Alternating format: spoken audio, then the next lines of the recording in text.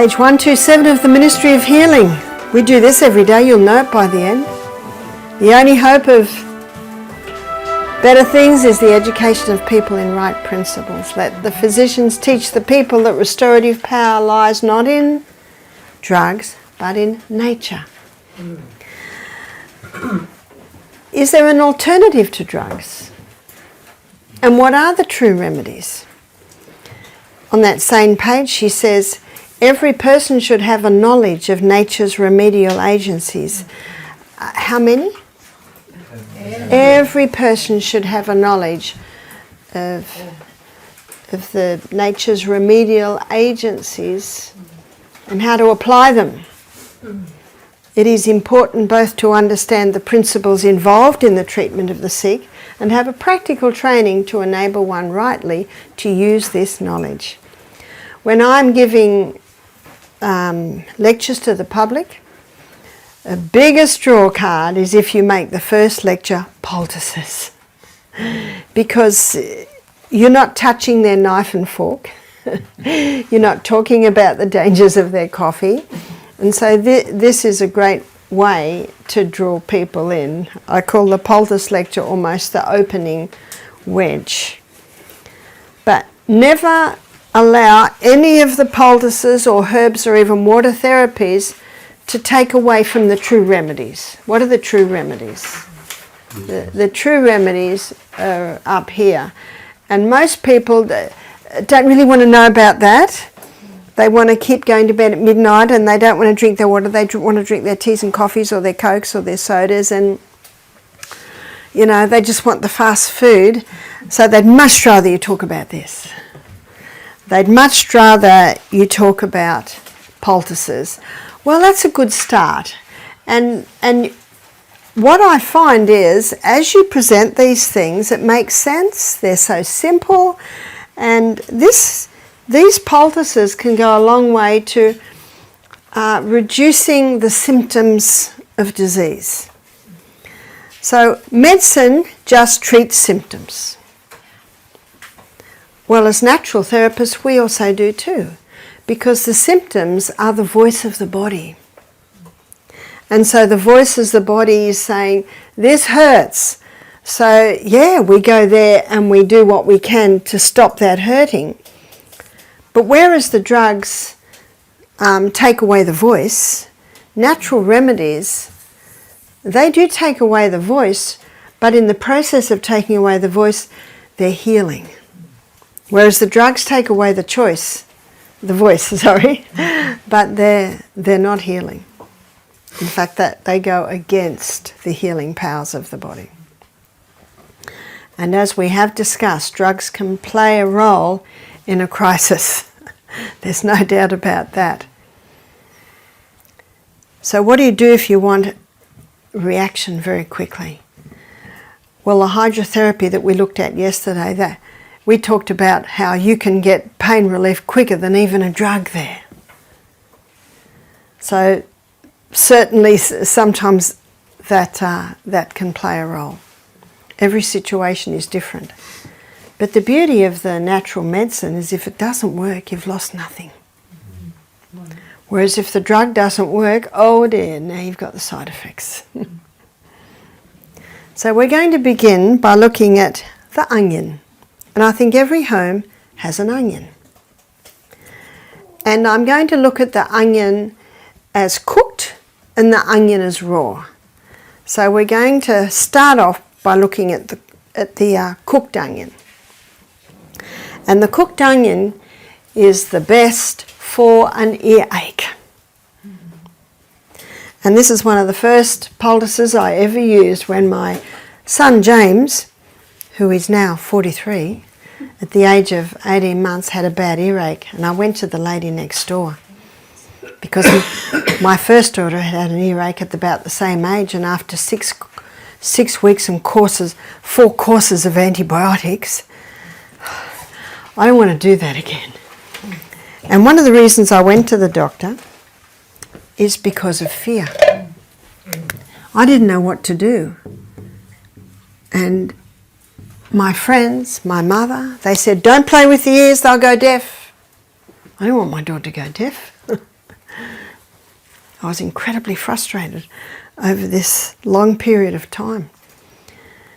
And what's the definition of insanity? To do what you've always done and expect different results. So I'm not going to do that again.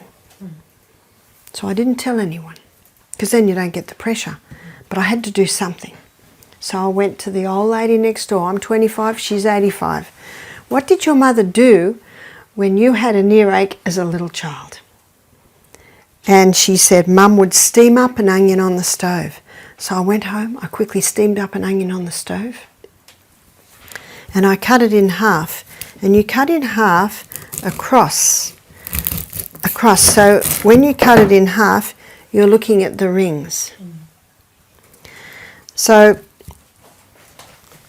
when I was in Scotland 3 weeks ago, well, it'll be about 2 weeks ago now, and I told you I had the fevers and the sore throats, and after 2 days the sore throat was almost gone and the fevers had subsided, and then I travelled.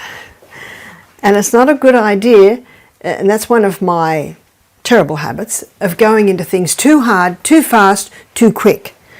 I really have to give it time. I should have taken it easy until I was fully healed, but all the travelling, I got to Oban, and Oban is on the coast, and I had planned to go to the little island of Iona.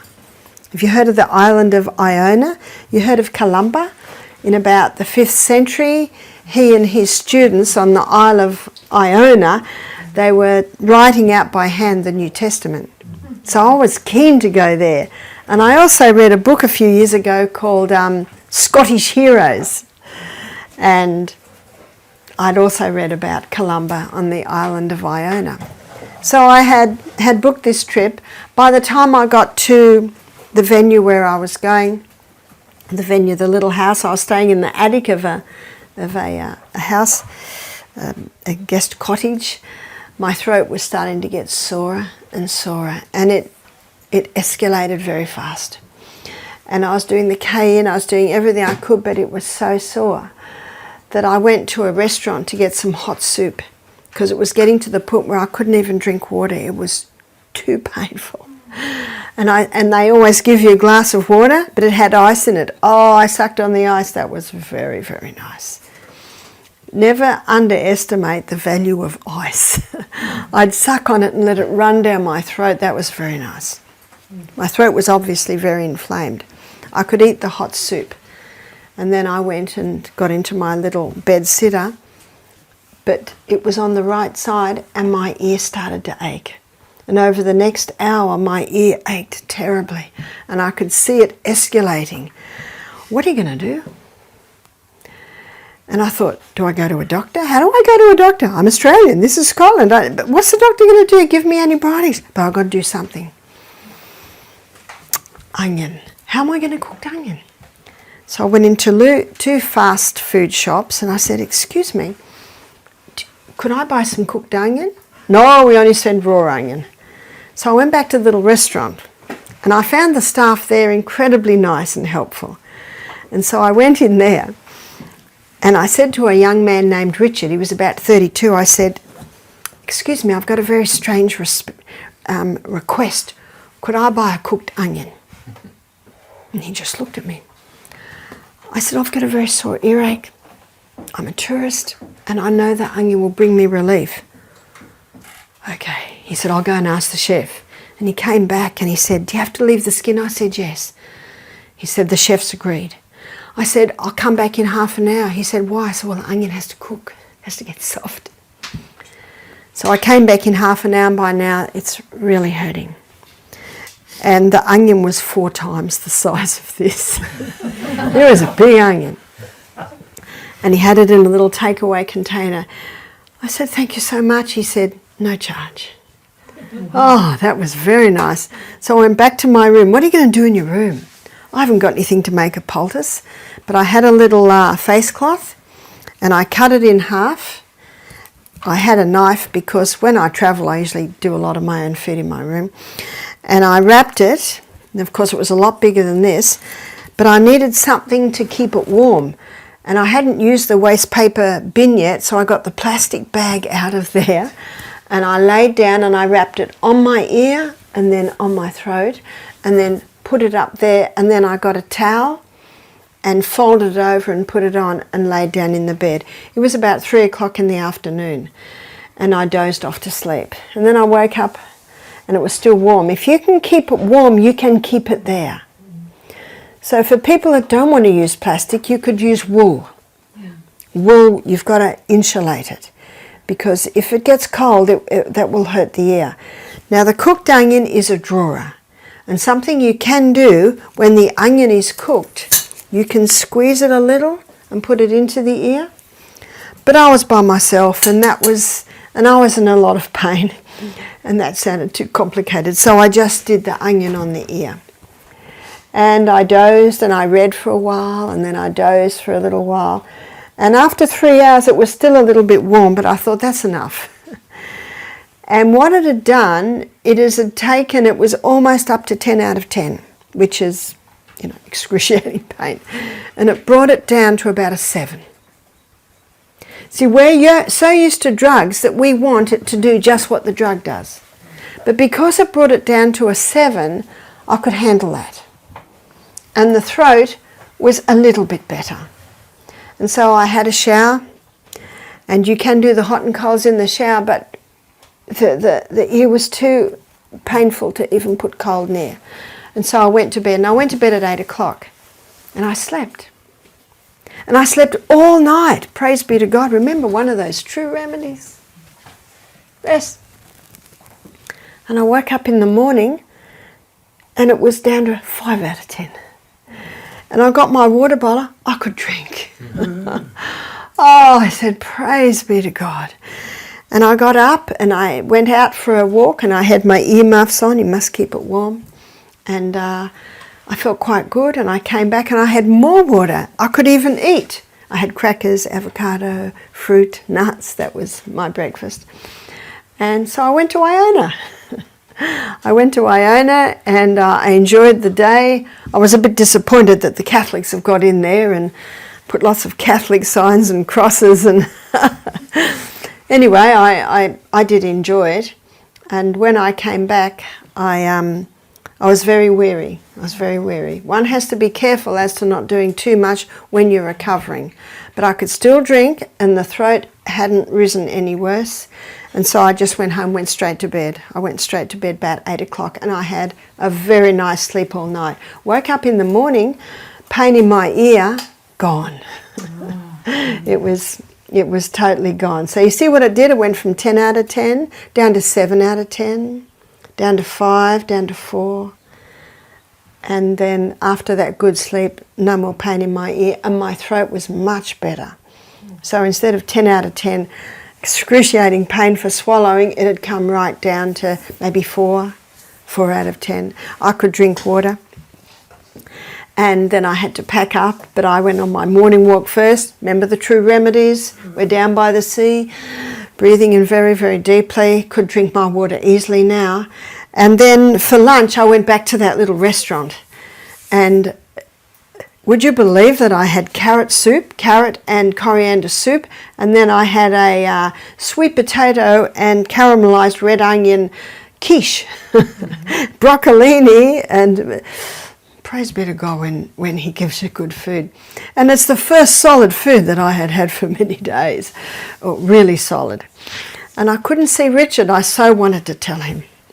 And I was just about to leave, and I saw Richard, and I went up with a big smile on my face. He said, "Did you get to Iona?" I said, "Because of the onion." I said, "Because of the onion." I said, "Thank you so much." I said, "I just want to thank you for your kindness." Do you know, he just beamed. He just beamed. Because doing good for others, it's just a beautiful thing. Now, the chef and the waiter both know about onion poultices. So it's a powerful thing to do. So here was I in a situation, what do? I'm not even at my Scottish mum's house. I'm in a little bed and breakfast type thing. Well, what are you going to do? Do you know God has a solution? God has a solution through every single situation. And whoa, have not I found that as I travel. Because hiccups happen all the way along. Don't remember Psalm 34 says, many are the afflictions of the righteous, I think it's verse 19, but the Lord will deliver him out of them all. So hiccups will happen as sure as the sun rises. And don't be surprised when they happen, because there's an enemy out there who, like a roaring lion, wants to devour us. And so, the onion. And do you know where I got this idea? A friend of mine, he always uses onion on his children. And he said they were travelling once, and he said his little boy, it was getting to evening and they still had a couple of hours before they got to their destination. The little boy yelled out, "Dad, I need an onion!" The children knew what was going to help. So I said, "What'd you do?" He said, "Oh, I just went to a restaurant." And that's where I got the idea, is I just went into a restaurant. So you can keep it on there, and what you of course do is you wrap it. And remember, those open bits are out. Keep the skin on, because that will hold it in place. Do you cut it before or after you boil it? After I boil it. And then I wrap it. Now when I first wrap it, it was still boiling, so I just held it off a little bit. And I was certainly getting the heat and the fumes, because the onion is a drawer. And whenever there's inflammation in there and the muscles cramp against it, it reduces it. Doesn't heat increase inflammation? It can, but because of the properties in the onion, that reduced it. And then eventually I could place it on the ear. So I wanted to also tell you those stories to show you that when you put an onion on your earache's not going to go. But if it can just be brought down to where it's manageable. And if my earache had risen up again, I just go and get another onion poultice. Can you see how what you're looking for, and we've talked about this a few times, is response. So it brought my 10 out of 10 pain, that's not right. It brought my 10 out of 10 pain down to 7 out of 10, and I could sleep. I could sleep with that. For the next poultice, you would use a different. Absolutely, because this is drawing. This is drawing. You can also use the cooked onion poultice for a boil. And a man rang me up. He said, "I've got boils on the inside of my nose." Woo!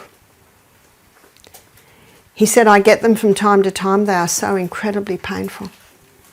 And I said to him, "Well, we advise a cooked onion." But I said, "I don't know how you can do it on the inside of your nose." I left it with him.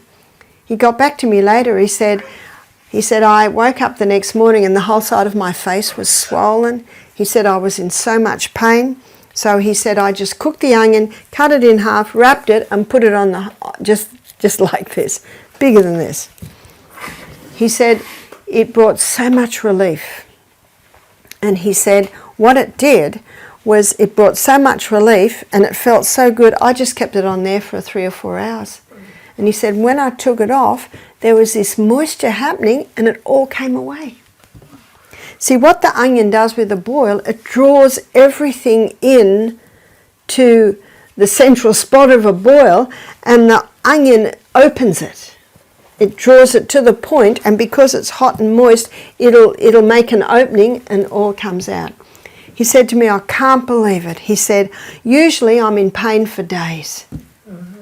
He said, "I had it on for 3 hours, it all came away," and of course once it comes away there's no pain, because it's the pressure that caused the pain.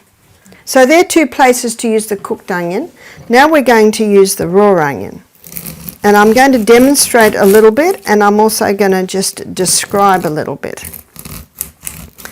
So for a sore throat, and I know one night when my throat was really hurting, when I was in Scotland, because I was probably about 3 days with the fevers and the very sore throat, I woke up in the middle of the night and it was really hurting me. So what I did was I got a cloth, I went down to the kitchen, I found an onion, and I just broke up the onion like that. Ideally you have it very, very thin. And then I folded it over like that. So now I've got that, and I put it against my... Now what I did in the middle of the night, you know, I didn't know where a cloth is, so I just used kitchen paper. And you certainly can use kitchen paper, but in some of the poultices I'm going to show you, they're too wet and the kitchen paper can break and tear, and you don't want mess everywhere. So I put it on here, I put some cling wrap around that, and then I put a scarf on, and I went back to sleep. And I slept very nicely. And again, that just takes the edge off. So when you're helping someone with this, don't say this is going to take your earache or your throat ache away. It's just going to take the edge off. It'll just take the edge off. And then you can basically just about live with it. And if you've had 10 out of 10 pain, 8 out of 10 pain is very nice. It's very nice compared to a 10 out of 10. So that's another thing you can use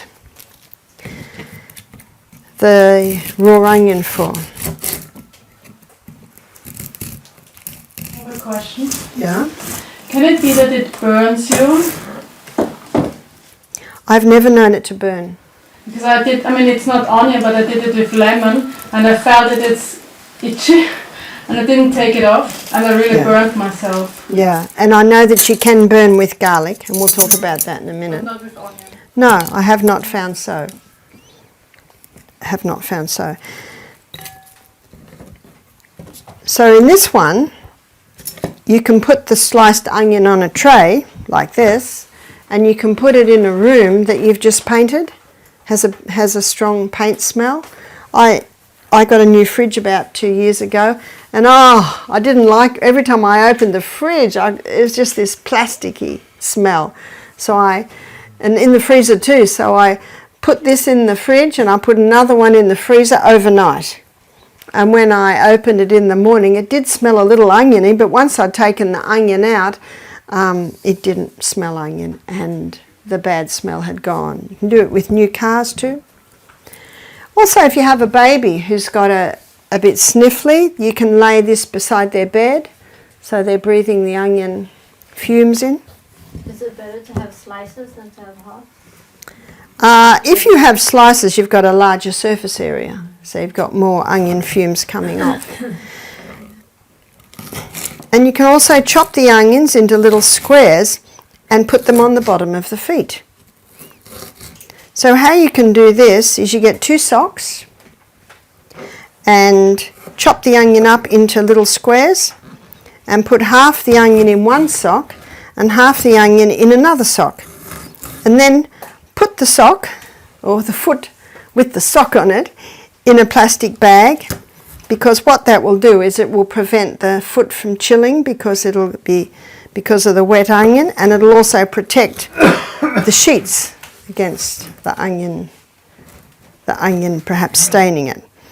And I'm a washer lady. I love washing, and I don't like stained sheets. So the foot is touching the onion, and it will never hurt. I've never seen it burn. Yes? Why the raw onion for sore throat, and why not cooked onion for sore throat, and vice versa? That is true. That is true. The cooked onion goes very, very deep, and the heat really helps when you've got an earache. Whereas the onion, that cuts mucus. I think we all know when we chop an onion, you often start crying. So the raw onion's nice in there when you've got just topical respiratory. And so you've got an onion, cut it in half, chop it, put it into the 2 socks, then put the foot in the sock on top of the onion, and then wrap a plastic round and twist it. You could put the onion straight into plastic bags and put the feet on that and wrap it around, but I don't really like plastic touching the skin. And the juice will quickly go through to the sock, to the bottom of the feet. Why would you do that? The feet are a reflex for abdomen, chest and head. And with this, you've got a relief of head cold and chest cold. And I saw the effect of this. I've seen it a few times. My little grandson was coughing when my son dropped them off. The little boy had a bad cold and he coughed and he coughed. And so I went in and put the onion on the bottom of his feet and then put him back to bed. I think it was about 5, not one more cough. It's almost incredible. He coughed non-stop for an hour. I put the onion on the bottom of his feet and he didn't cough again. And about midnight, 1 o'clock in the morning, Grandma, can I take them off now? Okay. So I took them off his feet and just put them on the bench, went back to bed, and then I heard the other one coughing. Cough, cough, cough. Oh, no. So I got up and just put the same one on them. I wouldn't have done it a day later, but it was only a few hours. Or we can wrap it with a cotton bandage. You can, and then put it on. you certainly can. Anything that'll keep that onion on the bottom of the feet. But because it's all loose, putting it in a sock is handy. It touches the bottom of the feet. The biggest pores in the body are on the soles of the feet. That's why I'm always cautious about what the soles of my feet touch. So I always buy shoes that have natural fibre and have natural fibre in your socks. And now I'm going to show you how to make a onion syrup. So to make an onion syrup, we put 1 layer of onion, chopped onion, and then we put a spoonful of honey. And this looks like nice raw honey. Oh, this is leatherwood, yeah? Leatherwoods and Tasmanian honey. And then we put another layer of onion in there, and then another teaspoon of honey. You can see I'm quite generous, nice generous teaspoon. Then another layer of onion. And then the last one, you put probably about 2 teaspoons of honey on it. And you let that sit for 24 hours. And after 24 hours, a syrup forms. So you see that's a very generous. And that syrup is your cough mixture.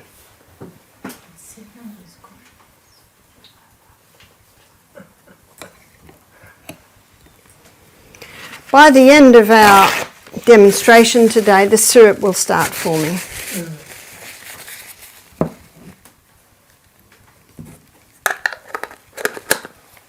So you can see that's very thick honey, but when the syrup forms, it'll be really runny, almost like water. So you let it sit in there 24 hours, and after 24 hours you strain the onion out, and then you've got your cough syrup. Someone said to me one day, "How long does it last?" I said, "Not long in my house." When you don't give your children lollies and sugars and things, they think that's fantastic, that onion syrup. So what's the dosage? The dosage is probably for an adult, 1 teaspoon 3 times a day. For a child, you might do half a teaspoon 3 times a day. For a 2-year-old, 1/4 teaspoon. Just a little. I'd say to my little ones, if you sit still and let Mum do hot and colds or wrap this poultice on you, when I've finished you can have a teaspoon of onion syrup. Oh yes, they would gladly do that.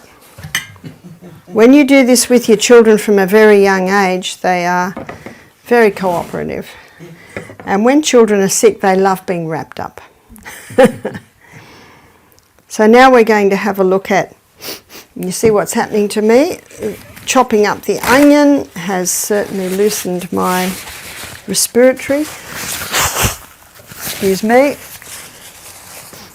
So now I asked for garlic and was given this. I guess it is garlic, but it's a great big clove. And garlic is your natural antibiotic. Garlic is antibiotic, antimicrobial, antifungal. It's a very powerful herb. It's very high in sulfur. So if someone has an inflamed stomach or gut, this is not good because it can almost burn them. So if you say to someone, eat this garlic, it's good for you, and they have trouble, now you know why. No trouble. Yeah. So I'm going to give you the recipe for the flu bomb.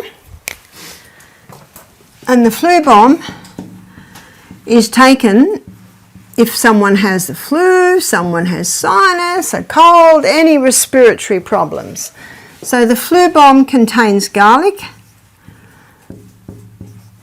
Now myself, I might have that whole clove, but someone mightn't like to have that much. They might have a small clove of garlic, as much as you can bear. So I'm just saying garlic. Finely grated ginger, and that's usually about a quarter of a teaspoon. So this grater here, see this really fine one, that will grate it up nicely. And 1 drop of eucalyptus oil. If you don't have eucalyptus oil, you can use tea tree oil. And I guess if you didn't have eucalyptus or tea tree, you could possibly use oregano. But the eucalyptus oil is really nice at clearing the airways.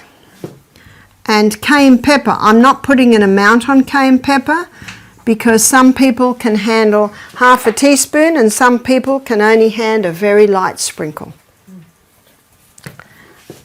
The juice of a lemon and 1 teaspoon of honey. Believe me, you could put 4 teaspoons of honey in and it doesn't help. This is a strong mix.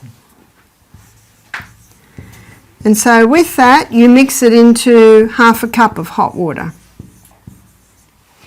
And you drink it. And if someone has a cold or a flu, they could have that flu bomb 3 times a day. And often after 2 or 3 days, that's enough. So when you drink it, you don't have to chew up of course this is crushed garlic and fine grate of ginger. So when you drink it, you certainly don't have to chew it, just throw it down. Just throw it down. For some people with tender stomachs, they might be better to take that and then immediately have a bowl of soup. That might help for the stomach to accept it. But a lot of people can drink that with, even while they're on a cold fasting. So we have a lot of bush lemon trees at Misty Mountain. So when the lemons are on, we usually freeze them into little ice cubes and then put the ice cubes into bags so that in the time when lemons are $1 a lemon, we can use the ice cubes. So we had a very industrious staff member who made a huge batch of flu bombs and froze them into little ice cubes so that every ice cube was a dose. And I thought, what? But actually it's turned out to be fantastic, because if we have a guest that starts to get a bit of a cold, then you just take the ice cube out and pour boiling water on it, and by the time that ice cube's melted, it's drinkable, and there's their flu bomb. So it's actually been very, very handy. So I think still today we have a whole lot of frozen flu bombs in the freezer. But you will find that it greatly reduces the symptoms of a cold. It helps to clear the head. Very nice on a sore throat. Chest cold, any respiratory, you can use the flu bomb. But what about a baby? You can't do that for a baby. So what you can do for a baby is finely slice the garlic. You can't let the garlic touch the skin or it will burn the skin. Remember what I said? This is high in sulfur. And so I have done this many times with my babies and my grandbabies, is you get a cloth like that and you put a couple of layers of finely sliced garlic on the cloth, and then you wrap it onto the bottom of the feet like that. So that will never burn as long as there's a cloth between the garlic and the skin. And if it's a little baby, you just put the little booty on. You can smell it on their breath in a few minutes. Now I remember after I'd given demos like this at our little local church, this is many years ago and my children were still at home, a lady came into church with her baby, and as soon as she walked in, we all knew the baby had garlic on the feet because we could smell it. But my son James, he often used to get chest colds, so I would wrap the garlic on his feet like this and put a sock on and put the shoe on and send him off to play, and every step he's taking, what's happening? He's squishing that garlic, and a little bit more is going, and a little bit more is going. And at the end of the day, when I gave him his bath and I unwrapped him, the garlic looked like pieces of dried out leather. There's not a drop left. If you crush the garlic, it's too much all at once, and that can cause the burn. But if you just do the slices, then little by little, the body will take it in. So what's the garlic going to do when you do that? Remember Psalm 104 verse 14, that God gave herbs for the service of man? When that garlic goes into the blood, your body will take it where it needs to go. And it's very good on respiratory. And so often it'll help to clear the chest.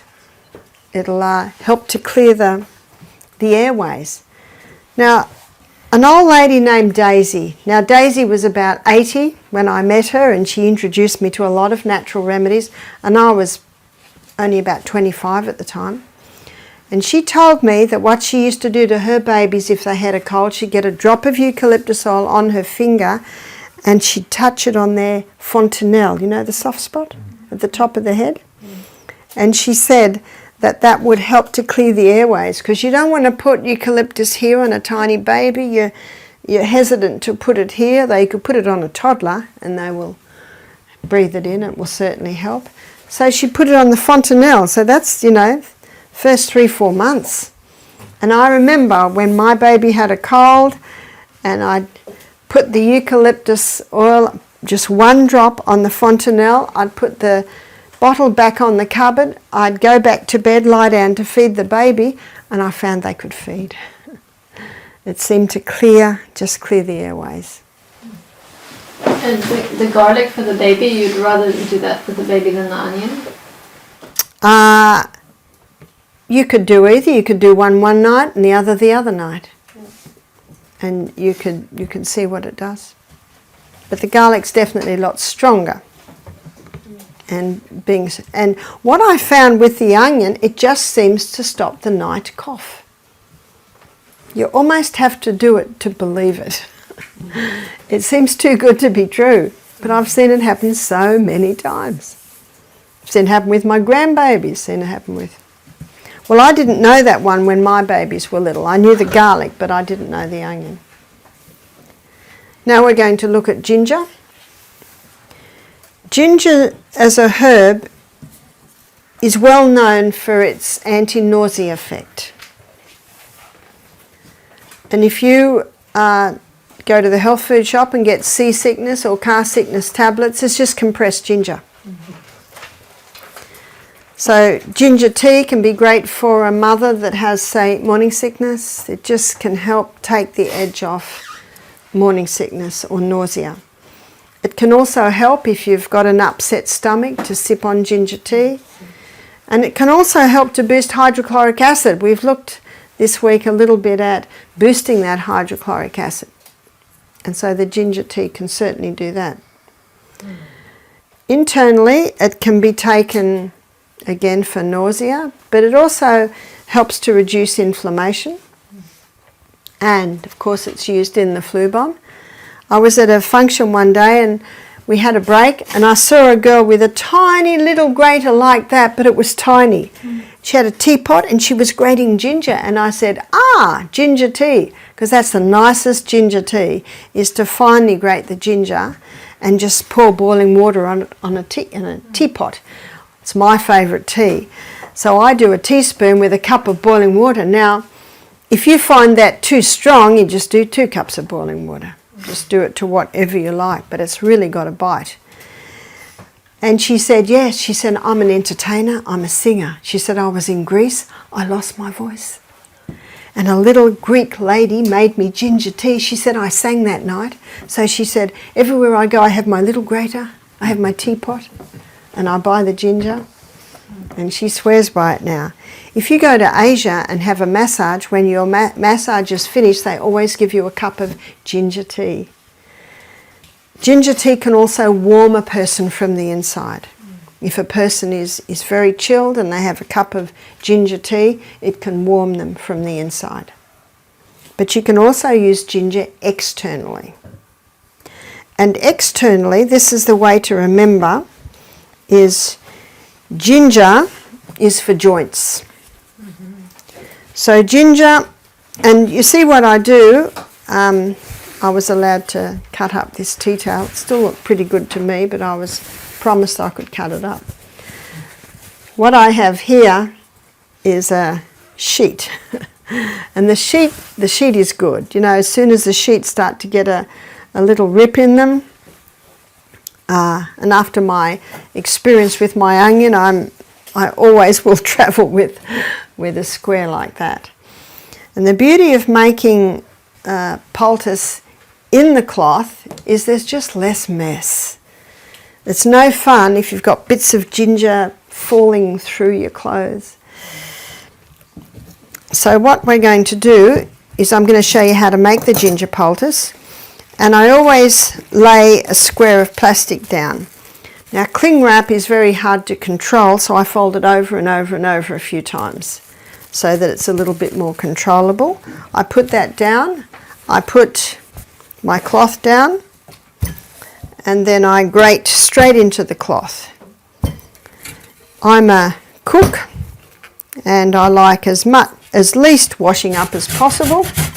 You could grate it onto a plate, but then you've got the plate, then you've got some of the juice stays on the plate. But if you do it like this, straight into the poultice, you're getting all the juice. So, and the way I'm grating it now, that's the best way to make a ginger tea. In fact, if I'm doing a ginger poultice, and all the little bits like this, I usually put in a cup and pour boiling water on that. My grandmother used to say to me a lot, she used to say, waste not, want not. And so I don't waste much. So you scrape that ginger off. Now when I say ginger's for joint, it's excellent for any joint inflammation.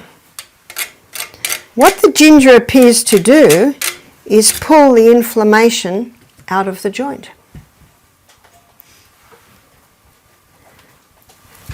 Even muscles? Mostly joints. So here's our ginger. And that's about how much you'd use. That might be 2 teaspoons. And then you fold it over. I say we're folding over north, south and east, west.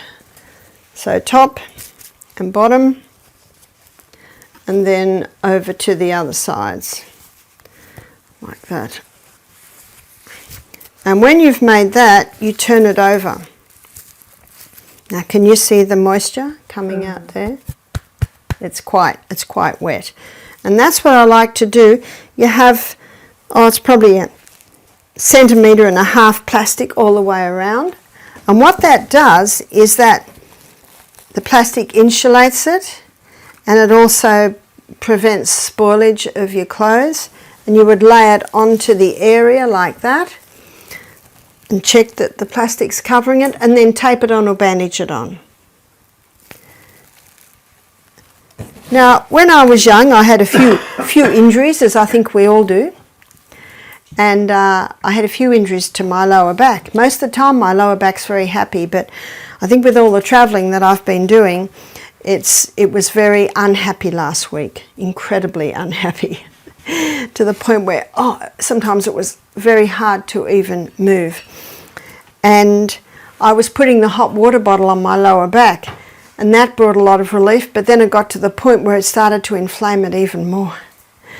And I woke in the middle of the night, and I could not find a position that was not painful. So I got up and went down to the kitchen, found a grater, found some ginger. I had to go to the cook the next day and I said, look, it looks like that because I got to it in the middle of the night.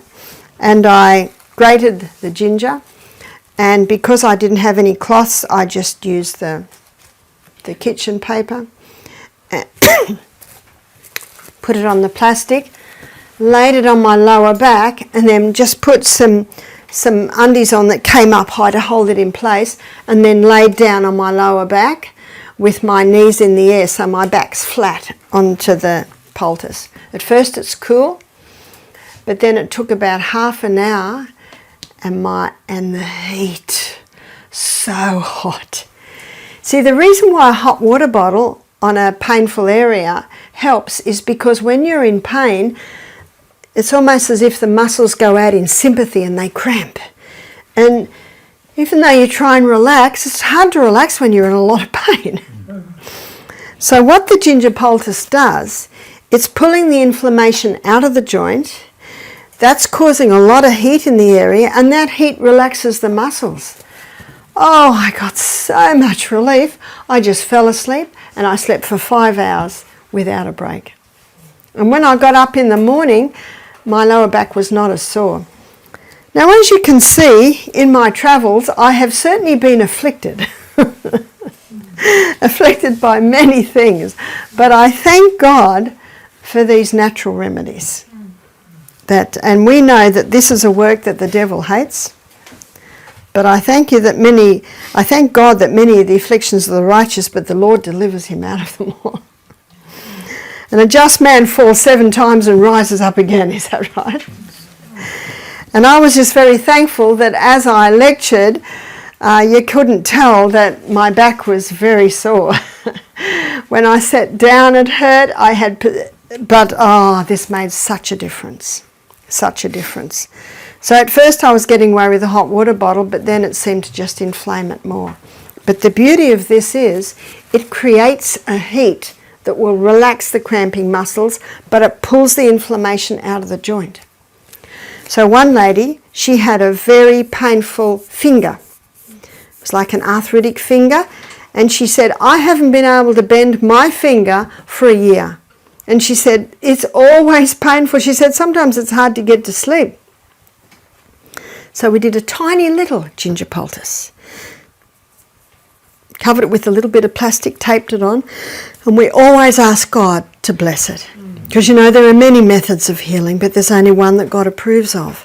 And that's the method that works with the healing powers of the body and uses the herbs that he's given for the service of men. The next morning, the lady came running in with this big smile. She said, look, 1 night of a ginger poultice. It had just taken the inflammation out enough for her to be able to bend her finger. And I have many stories. We could be here till midnight with the stories that I have. But when you start doing this, you will have stories. Mm-hmm. And your story is the most powerful one, yes? So with the ginger, where does the inflammation go, and how can we get it out completely from the body? The inflammation appears to go into the poultice. Okay. Because the heat, now if you can put this ginger poultice on an area that's not inflamed and there'll be no heat. The heat only seems to, and that's why I have just come to the conclusion that it's pulling the inflammation out of the joint to the skin. And one lady said to me, Barbara, the poultice is getting so hot. I said, well, if it's too hot to bear, just take it off, because even if it's on for half an hour, it seems to have an effect. And one lady saw my lecture on YouTube and she put it on her knee. And she was so excited. It got really hot. And after about 3 hours, when she took it off, she could move her knee and it wasn't near as painful, wasn't totally gone. So she put another one on. She actually put one on in the morning, another one on in the afternoon, had her shower, was so excited she put another one on overnight. And when she woke up in the morning, all the tissues were swollen and there were little blisters on the skin. And she emailed me, she said, what have I done? And I laughed, I said, you've just overdone it. It pulled too much inflammation out to the point that it irritated the skin. She said, what will I do now? Potato Oops, can't find my potato. Did we get a potato? We'll get a potato. A potato poultice reduces the inflammation of the tissues, whereas this reduces the inflammation in the joint. And I said to her, you probably won't be able to do a ginger poultice, for about 4 or 5 days till that recovers. So when someone wants to do a ginger poultice on an inflamed joint, I usually say, just do it for 2 hours in the afternoon.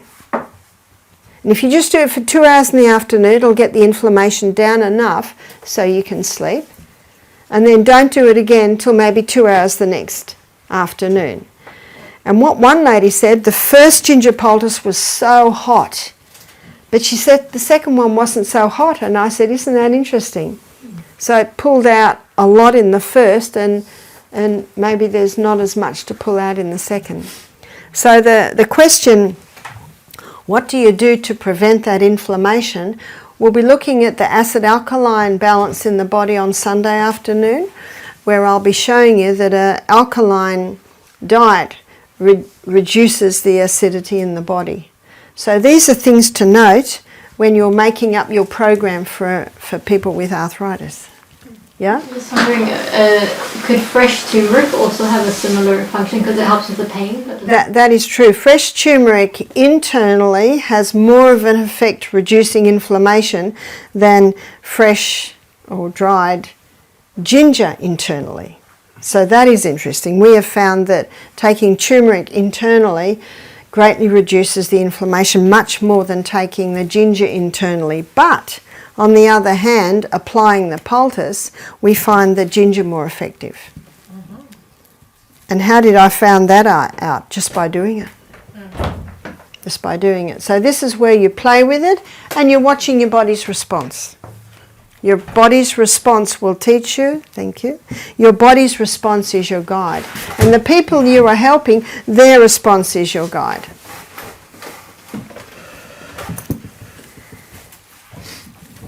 Now what you can do is you can make up this ginger poultice a few hours ahead of time. You can fold it over and you can keep that in the fridge till the person needs it. I wouldn't make it the day before because it is a fresh vegetable which will start to deteriorate. It applies the fresh ginger, not the powder. No, the ginger is the most potent. But if I have the fresh ginger in the freezer, yeah, can I use it? You certainly can. You certainly can. We often freeze our ginger, and on an inflamed joint, the frozen poultice feels very nice initially, but of course eventually the heat from it also feels nice. And this is where with someone with arthritic joints, you could do the hot and colds on them, like we looked at yesterday, hot and cold hand baths. And then after you've done that, then apply the ginger poultice. We usually apply the ginger poultice maybe 6 o'clock at night, so that by 8 o'clock we can say to our guest, does that feel good? And often they go, oh yes. So you're happy to sleep with that all night? Yes. But if we say, how does it feel? Oh, it's just too hot. You say, oh, we'll take it off because we don't want to interfere with sleep. Whereas if you put it on just before they go to bed, they could wake up a couple of hours later, it's too hot, I can't sleep. So we find that a good idea because you don't know what effect it's going to have. And some people can handle, as we looked at hydrotherapy yesterday, some people can handle more heat than others. But I find with the arthritic joints, they're usually saying, oh no, it feels lovely. We've even done one overnight and saw the lady still got it in the afternoon. I said, you still got your poultice on? She said, oh yes, I love it. I said, you could take it off now. And what we find, because we have a steam sauna at the end of every day, our guests do, is that they might have it on for 3 hours in the morning and take it off. And then they go into the steam bath and the knee gets really, really hot. Well, the skin does from the ginger poultice that they had that morning. Yes? So what is the longest time I should leave the ginger poultice on? Do you know, I don't think, it's really done all its work in the first probably 3 hours. 3 hours. So there is no need to leave it on any longer. But you probably wouldn't want, you know, some people have it on overnight and then take it off in the morning, yes? The cause of arthritic joints, what do we know about that? What is causing it? So the cause of arthritic joints can be a few things, and I'll be covering that in detail when we look at the acid-alkaline lecture. See, my mother had rheumatoid arthritis to the point where she was a cripple in a wheelchair and she died at the age of 51, a cripple in a wheelchair with rheumatoid arthritis. My mother didn't know, and at that stage, I was only 25, I didn't know. No. I didn't know, but I realise now that Mum didn't drink any water. She would have 3 or 4 cups of tea a day. She was almost addicted to pain-killing medications. And she had meat, and the only bread she had was white bread and sugar biscuits. And wow, when I look at Mum's diet now, I just go, yes, yes, yes, yes, tick, tick, tick, tick. And what tipped the scales was my father. He wanted to change jobs. He'd been a manager in a big construction factory, but a friend of his had a Shell service station. Do you call it service station? Gas, they call it gas station. And so he wanted to change careers and run a service station. And so it meant leaving our childhood home and going to another area, and my mother did not want to go. But she went. And my father said within 6 months of moving into the new house, she started to get pains, and within another few months she was bedridden or wheelchair ridden. So I guess that, you know, dear old Mum. So looking at some of the factors that came together, I think there was also an emotional factor there. And I have strong inherited genes towards rheumatoid arthritis. And I think the few injuries I've sustained to my lower back, I wouldn't be surprised if there's a little arthritis in there. But I manage it. I eat a largely alkaline diet. If it starts to speak too strongly to me, I put the ginger on. So another illustration of how you can manage what's happening in you. Because I'm way past 51 and I'm not a cripple in a wheelchair. So that's a good illustration that genetics may load the gun, but it is lifestyle that pulls the trigger. And my mum didn't know. So many are sick through ignorance. So that's the ginger, and we're going to look at potato, and when we've looked at potato we're going to have a break. So let me show you potato. The potato you make very similar, the way we made the ginger. But potato's quite wet. I find it even wetter than ginger. And there's nothing worse than leaking potato poultices. So I'm very fussy how I make a poultice, because I have had some staff that are a little bit sloppy with it, and then the guests wake up in the morning and there's grain of potato all through the bed, you know, and stained on the sheets. Ooh. And often, if that happens, that guest doesn't want another poultice because it was just too messy. And so it's important to be very neat with your poultices.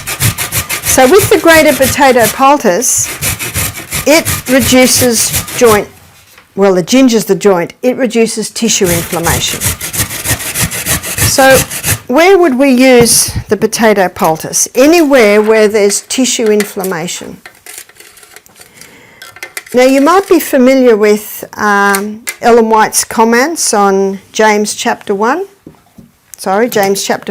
where it says the prayer of faith shall save the sick. I think it's James chapter 5:15. The prayer of faith shall save the sick, and the Lord shall raise him up. And Ellen White says in the Bible commentary 7a, she said, it is not enough to pray.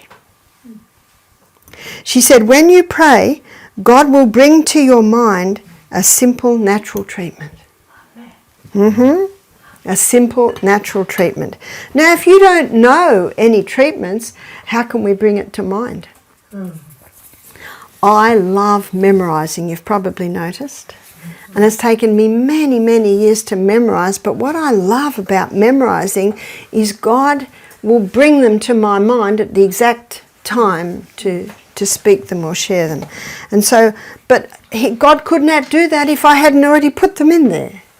And it's the same with the natural remedies. It's important in times of sunshine, and when we look at what's ahead, we're in times of sunshine really, aren't we? So this is the time to prepare. This is the time to gain a knowledge on these simple things. So there's your potato poultice. You can probably hear that's a little wet. I've seen some potato poultices and people have done almost 3 times as much potato as that, but then it drips everywhere.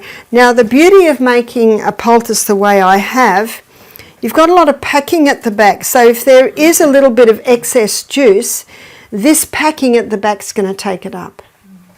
And notice again, we've got probably a good 1.5 centimetres, sometimes 2, around the poultice. So where would you apply this poultice? You would apply this poultice wherever there's tissue inflammation. So if someone sprains their ankle, do the hot and colds. And remember my daughter Julia, she couldn't handle the straight ice, so we did a minute hot and a minute cold. And you'll go more to the minute cold if there's a lot of inflammation. And then one time we did the potato and another time we did cabbage. And when you use cabbage, you've got to pulverize the leaves so they're soft. Or you could dip the leaf in boiling water and wrap it around the leg. So cabbage and potato are very similar in their effect, and it'll reduce the inflammation. Ingrown toenails are fantastic for hot and colds, ingrown toenail, then grated potato. And that grated potato will get that inflammation right down, as will the hot and colds. And then, and only then, could you cut that nail. Don't even try and cut that nail when it's inflamed and sore. And I remember a man visited once, and he had a toe twice as big as toes should be, and he had an ingrown toenail. He was a visitor, and some of the people were saying, "Let's get scissors and cut it." The poor man's looking horrified, and I said, "No. We're going to do the hot and colds." That brought him 50% pain relief. How long does it take for a painkiller to work? We looked at this the other day. It takes half an hour. Well, he had relief in 15 minutes, 50% relief. And then we put a grated potato on. Oh, he couldn't stop looking at me and smiling. And he told me that he did it again when he got home, and when he woke up in the morning and took it off, the toe was right back. It looked like a dried prune. That's all right. But it had come right back to normal, and it was starting to leak the pus. Okay, and then he's got total relief. There's a lot to say on the grated potato. I'd like to call a break now. And when we come back, I'm going to explore this a little bit more.